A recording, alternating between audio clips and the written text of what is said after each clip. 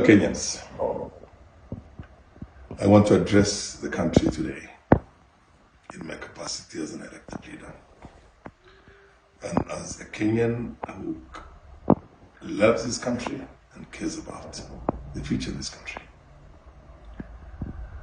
From the outset, I want to tell Kenyans that I did not vote for the UDA government in the elections of 2022. I had voted myself for Raila Odinga. And Raila Odinga had more votes in my constituency and much more votes than UDA, more than 23,000 votes, and UDA had only 508 votes in my constituency. But the basic rules and understanding and philosophy of democracy itself is that you go for elections. Whatever the system is, the number of systems that are used. In the past, we used to use what was called the first past most system. But now we use what's called the 50% plus one. Whoever has the majority of the Kenyan voters becomes the president. In the election prior to this, elections prior to this constitution, we used to have whoever has a simple majority more than his closest rival used to become the president. For example, if you put the cumulative votes of Matiba and Kibaki and Jaramogi Oginga Odinga together, plus the other small presidential candidates in the elections of 1992, they had over 3 million something votes. And Moi had only 1.8 million votes. And he became the president because that's called the first past post system. But in the constitution of 2010, we changed that and we created a new system that says whoever is going to become the president has to have the majority of the Kenyan voters on his side. That's why it's called 50 plus 1, 50% plus 1. But and the system that was there, we had a president called Uhuru for 10 good years. For 10 good years. Uhuru had promised Kenyans that he was going to support his deputy, William Ruto, when he's through with his 10 years of serving in the presidency of this country. But he betrayed his colleague. He betrayed his deputy. In the last 5 years of Uhuru's government, Ruto was nothing in the Uhuru government. But that young man soldiered on with his own principles, with his own philosophy, with his own manifesto. And he defeated an array of the rest of the leadership, the most powerful, the former Prime Minister, myself, a former Deputy Speaker, Uhuru Kenyatta, and many other, leaders in the country, and won. We were defeated as Azimio, and he won the elections. Now, the rules of democracy is that once you win the elections, we serve our role as opposition members of parliament and support the government where there are good deeds that the government does. But the governance of the country falls squarely on the winners. You can only change the winner in the next or the subsequent election. The primary role of the government itself is also, among other things, to pass what you call and levy taxes, bills, and use those taxes also to run the system of the government, to run the development, to manage the country, to run the security, to run the foreign affairs of this country. Literally, they are the ones who are going to govern the nation. We have a kind of a bad tradition in this country that it needs to be changed one way or the other. The moment you lose elections, you go out into the streets. Opposition went out into the streets. The head of state went out of his way and reached out to the opposition and said, let's have a handshake.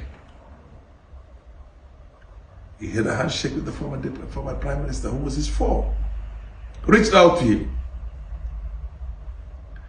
Then we have a problem within the government. A section of the electorate who supported, or the leadership of those who supported the president, decided, no, we have decided that this government is ours exclusively. And nobody else is going to come into the government. Nobody else is going to. A development agenda for the nation is going to be determined by us and in strict accordance with who voted for him and who did not vote for him. That's why the deputy president betrayed his own president, his boss, and decided to say that we don't care. We're going to put traps all over State House. We'll make sure that Raila never comes to State House. He went out of his way to talk about this country as if it's a region. It's a region that manages the country. That certain sections of the community Kenyans did not vote for the president, so they do not deserve any development. They did not deserve appointments into the government system. So there was this cracks within the government, the ruling elite. And the deputy president had to go. Because the presidency, the executive of the country is the presidency, it's the president. According to the constitution, the deputy president is a principal assistant to the president. And that's the politics. That has changed. He was impeached. When he was impeached on the floor of the House, he lost with a landslide. Unanimous decision on the part of the members of the parliament was to say, we don't want him. This is a village politician, a village elder, and he cannot be a heartbeat away from the presidency. 282 members of parliament voted for the impeachment motion, and only 44 voted against it. It might be not such a good and not such a savory thing, but it's the nature of politics. It's the nature of democracy. It's the principles of our constitution. And he goes home, and without any due respect to the oath of office that he had, which is the oath to secrecy. To secrecy. When you are in the executive, when you are in any office, and you take an oath of secrecy, which means whatever comes to you in the form of information because of the status or the office you hold is held in strict secrecy, and only on those ones who are cleared to have that information can have that information. Now he talks about all the meetings they had with the president, all the confidential discussions of the government. All governments all over the world do have that concept of confidential discussion. They never talk about it. I remember as a young parliamentarian in 1993, 94, 95, I was there at the foot of one Ochieng Oneko, a statesman par excellence. Ochieng Oneko was detained by Kenyatta, his old colleague. Initially, he was detained with Kenyatta in Kapenguria. Before that, he was detained for fighting for Kenya's independence in Manda Island. And when Kenyatta came to power, he also detained him. So I tried to prod Ochieng Oneko to find out what was his opinion about Kenyatta. He told me, no, my son, when you are in the government and the people you work with, you take those secrets to your grave. I'm not going to say anything about Kenyatta, my old brother, my old colleague, the first president of this Republic of Kenya, independent Republic of Kenya, and the first prime minister. Here we have young people. When you're a DO, you've been through the administration system, although he was dismissed and sacked as a DO. I'm talking about Gachagua. But here he is. And look at the other ministers also who are running around. Oh, we sacked with the president. Oh, I was hearing him when he was making a telephone call to so-and-so. I mean, it's a joke. It's a joke. That's not how to run a country. That's not statecraft. Now, let's leave that character itself and that culture that we are trying to make now, you know, the political culture of this country. It's sad. We got to now to development. To begin with, Kibaki left when we had a debt, a total debt of $1.7 trillion. Sorry, 1.7 trillion Kenya shillings. Uhuru inherited that. He left the country when we were almost $9 trillion, 8 point something trillion shillings. That's the debt. He borrowed left, right, and center. He took Eurobond. He took everything. He stole this country dry. He took everything. Not only did he take the natural resources, but he also stole the debts, the debts that were taken from outside. That's a man, for lack of a better word, who did what he did. I have had an opportunity to serve with him in Parliament when I was the Deputy Speaker, and he approached me and talked to me not less than 100 times. As a Minister for Finance, as a Deputy Prime Minister, he had issues. You have to go and approach the Speaker and talk about certain things, businesses. I can say for sure, I've never seen Uhuru sober. Morning, evening, day, anytime. But we tolerated him as our president for that long period. With all his corruption, with all his kleptocracy, with all his horrible character. Because you get close to him, somebody like me who has never drunk, you can easily become drunk by getting too close to him. The vapor can make you drunk. But we tolerated him as our president. And we still want to respect him as a retired president. That was the state of the government country itself. Give credit to Ruto. He took over a broke country. He went all over the world to retire those debilitating, punitive commercial loans that were taken by Uhuru, and to go for the bilateral and the multilateral loans from World Bank and IMF and countries themselves, who had 0.7 or 0.76% interest plus liable, which essentially was under the 6 years moratorium. He arrested the downward spiral of our Kenyan shilling against the dollar. Within a month or two of his presidency, the dollar was transacting at 162. Today it's transacting at 128.29. He employed 76,000 teachers. Never happened in the history of this country. In 2 years' time, he employed 76,000 teachers. He has taken development to the four corners of the country. We're waiting for a road that comes from Isiolo all the way to Mandera, and the contractor is on the ground, and the job is ongoing. The contracts are ongoing. We have a road that's going to be from Garissa, actually from Madogo in Tana River, all the way to our border with Somalia, Harhar, Liboy, Dadaab, Liboy, Harhar, Garissa, Madogo, Garissa, Dadaab, Liboy, Harhar. And the government has already taken that into its plan. As soon as the design is over, the road is going to be launched. We are seeing development and tarmac roads for the first time since we got independence in this country. Children in my constituency do not even know what a tarmac looks like. My constituency headquarters is going to be tarmac now. The constituency headquarters of Wajir West will be tarmacked. It's there in this budget. They are there. The constituency headquarters of Fafi will be tarmacked.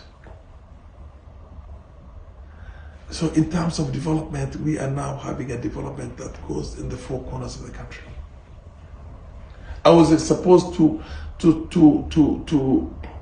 fill a form that was called a P7 form when I applied for my passport in 1980. And it says into brackets, to be filled by non-indigenous Kenyans, i.e. Arabs, Indians, and Somalis. Now, if I am non-indigenous I'm a Kenyan, who is the indigenous person to Garissa? Who is the indigenous person to Wajir? Who is the indigenous person to Mandera, to Marsabit, to Moyale? If myself and my Boran Cushitic brothers and Gabra and Sequia and Redile are not indigenous to this country, or is somebody telling me that these places I'm talking about right now are not Kenya? They're not part of Kenya. They're either Somalia or Ethiopia. When he comes out there and says, the normal vetting continues, but that discriminative, punishing vetting for Somalis is removed. He gave us independence for the first time. He gave us equality for the first time. And he's doing that in the four corners of this country. And that does not only affect me, it affects almost every other community except the center. It affects the Abaluya, who are in Busia, Malaba, and all the Busia, you know, the Bukusu, the Bagisu, the Masais in Tanzania and Kenya, the Digos, Kenya and Tanzania. It affects everybody. The Borans in Moyale, Marsabit, and all those places. Now, Kenyans, we lived with Kenyatta here, Jomo Kenyatta. Everybody knows what Jomo Kenyatta did. He didn't have a home when he was built the 2 rooms in Gatundu. He left with this, he died 15 years later when he had millions of acres to his name. And literally the richest family for a very long time to come in this country. We had Moi, who for lack of a better word also has to his name more than hundreds of thousands of acres. We had Kibaki, who was the Minister of Finance, and also both improved the country but made sure that the development only goes, serious development only goes to a section of the country. We had Uhuru, who did what he did, everybody knows, literally turned the region he came from into something outside this world, outside this continent, when the rest of us were wallowing in poverty and lack of infrastructure. And we accepted them all and accommodated them and gave them a good send-off and respect them still. Posthumous, and even the one who's living, the only one who's living. We had a leader who had the biggest milk processing country in the country, what they call industry in the country, Brookside. His family is named to that. And farmers were selling milk for 18 shillings to the litre. New KCC was revived by our current president, William Ruto. Farmers are now receiving 53 shillings to the litre, 3 times what they used to get paid. And the policies in the milk sector were maintained by a president who has an interest. I was the deputy speaker in this country when the artificial slide of the shilling was done in the 10th parliament. The minister for what do you call, and the minister for finance at that time was Uhuru Kenyatta, who is also a serious investor in the banking sector. And banks, connected banks, made billions of Kenya shillings, billions, tens, scores of billions of Kenya shillings in the shortest possible time, because artificial slide of the shilling down, and then and then lifting of the shilling again. And they made that. Well, that report is there, the parliamentary report is there. So today, when you look at the kind of the track record, the first thing that opposition came up with was that cost of living.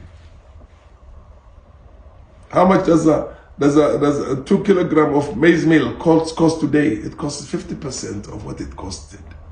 But the cost was when Ruto took over. Sugar the same. For the first time in more than 40 years, we are not importing sugar from outside, and 17 sugar factories have been revived. We have a surplus now. We have a surplus of in excess of 80,000 metric tons of sugar. We're selling it to the rest of the world. We have a bumper harvest. We are not importing maize. We used to import maize in this country. I am a founder member of the Coffee and Tea Parliamentary Association of the 7th Parliament in 1993, along with my good friends, Paul Mwite, Kiraiti Murungi, myself, Farah Maalim, and I'm not a coffee farmer, I was a coffee consumer, but I was worried about the fate of our own coffee farmers, a cash crop for our country at that time, and even tomorrow, even today. Jerome Diga, who was a member of parliament, I think, from Manyata, was one of those ones from Embu. The other day, I also joined my colleagues when we were fighting for the coffee sector and went to Meru and had that big, what do you call, gathering. At that time, coffee farmers were getting 45 shillings to the kilogram of cherries. Today, they're getting 145. And they're getting paid through what they're calling DSS, Direct Settlement System. Within 5 days of selling to the buyers, they get their money in their account. There were serious cartels very well connected to the political class, the richest, the most powerful people in this country who were there before. And the money used to go to them. The coffee farmers were suffering very hard. Today, our coffee farmers are laughing all the way to the bank. The President launched value addition into the tea sector. Today, our tea farmers are laughing all the way to the bank. They are better than they've ever been. Every sector is registering improvements and developments. Every sector. The financing model right now, in terms of the university education, I am an interested party because I'm one person who has so much interest in university education. I mean, nobody else in this country, in my opinion, leadership right now, has done, as a member of parliament, has done as much as I've done for education in my constituency and the wider northeastern province. Today, our children are getting the support that they need. Now, what exactly is going on in the country? When you have a sense of entitlement in a section of the country that everything belongs to you and everybody else is, some kind of the racial discrimination we used to have before. And this is within the elite leaders, not with the common Kenyans who live in the four corners of this country. You risk plunging the country into chaos. For the first time in as long as I've lived, I see people calling the president. The president is a symbol of the sovereignty of the country himself. When we say we the people, with the people themselves, exercise that sovereignty only once and every 5 years through the votes. But that is handed over to the president. And you're calling the president all sorts of names. Kasongo, Kaongo, all sorts of names. We never did that to Kenyatta. Jomo Kenyatta. We didn't do that to Moi. Moi, we called him a passing cloud the same way people are calling him now, are calling Ruto. But again, we didn't do it to Kibaki. With all its imperfections, we also respected, as the head of state, Uhuru Kenyatta. The irony of things is that the same person was respected despite all his shortcomings. All his shortcomings. Is the man right now inciting the young people to turn against the government of the day. When this government has done much more than he would ever dream to do himself, when there's more, what do you call, integrity in the government here. Because when I talk about integrity, I have seen lack of integrity. My fellow Kenyans, let us protect the development of our country. Let us allow our president the space that he needs to deliver more. To deliver more. Whatever you do to him today, in terms of disrespecting the institution of the presidency for the sake of a very narrow, what do you call, interests, narrow ethnic interests, narrow regional interests. This is a country where nobody has a majority. The biggest community in this country is barely 17% of the population. 83% are other Kenyans. Even when you lump together a region, no region has got more than 25%. The mountain region is the most populous, it's only about 25% of the population. We still have 75% coming from the rest of the country. We have a massive diversity. It's time the masses of this country call the bluff of this elite, Uhuru, Gachagua, and their own, cartel elite who are trying to portray their own personal misfortunes as misfortunes for their region. I was watching Gachagua saying that, as a community, the reason why Ruto doesn't like me is because I'm fighting for my region. But you're supposed to be the president of this country one time. You are a heartbeat away from the presidency. You're already in the presidency. You're number 2. And he says, we used to control the intelligence, we control the military, we control the CID, we had all these positions, and now we don't have them, we only have 2. What about the rest of the country? What about the rest of the country? Are they your subjects? Are they your slaves? Are they your chattel? Are they not humans who have feelings and who have aspirations, who have the rights to this country like you think you have the rights to this country? Fellow Kenyans, Rwanda went through what it went through. We want to unite our country. Nobody is going to be there permanent. Kenyatta came and left, Jomo came and left, Moi came and left, Kibaki came and left, Uhuru came and left. Ruto will also leave. He will leave when the time comes. So don't mess the country. Don't destroy our country. As for me, I'm a nationalist, I'm a patriot. I believe in equality and equity. And that is not going to be, there's no negotiation about that. It's given. It's given. For the first time, you're seeing serious development in Luo Nyanza. Serious development is coming on the way in Western Kenya. Serious development in the Coast Province also. Jomo Kenyatta came to power in 1963. One of the first things he did is that he made sure that he allocated all the beach land from Vanga, which is our border with Tanzania, all the way to Kiunga, which is our border with Somalia, and allocated to his own relatives there, his own people, his own tribesmen. His own tribesmen. You called yesterday Moi, a passing cloud. You're saying, we'll get rid of Ruto. Who? Nani? Ruto is going to stay, I'm telling you. He'll finish his 5 years. The record speaks for itself. He will have another 5 years. Again, of bringing development to the rest of the country, and that's it. Then we'll have an election. And chance has it that the next president will either come from Luo Nyanza, or come from Western Kenya, or come from the Coast Province, or come from Northeastern Province. I was vilified in the media the other day because somebody edited a clip to say that I called for only one reason. I called for the death of somebody. I never called for the death of anybody. No, I never.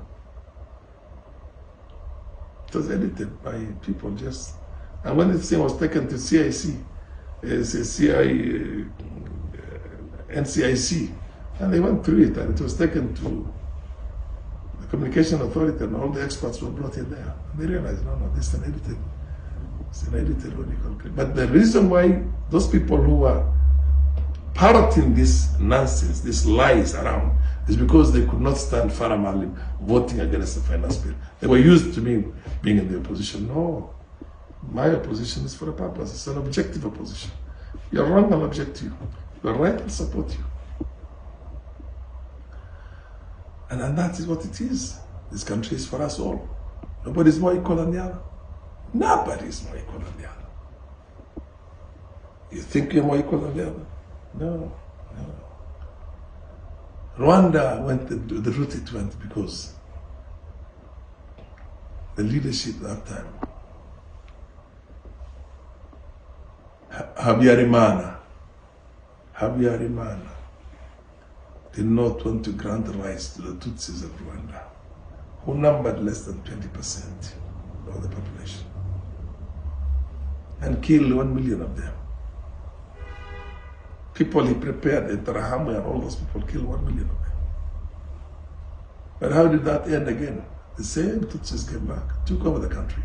Kagame is now on the boss, in charge, for the last 31 years. And maybe another Tutsi will be there for the next 31 years. It doesn't, numbers do not mean anything. The willpower of the people, the right or wrong. Is it right? Is it right? Yes. Is it wrong? This is what we should be looking at. Is it fair? Is there equality? Is there equity? Those are the kind of things we're going to look for in this country. Not entitlement. There's no entitlement. The young man is doing a very good job, William Butt. He's younger than me. Let's support him. Thank you.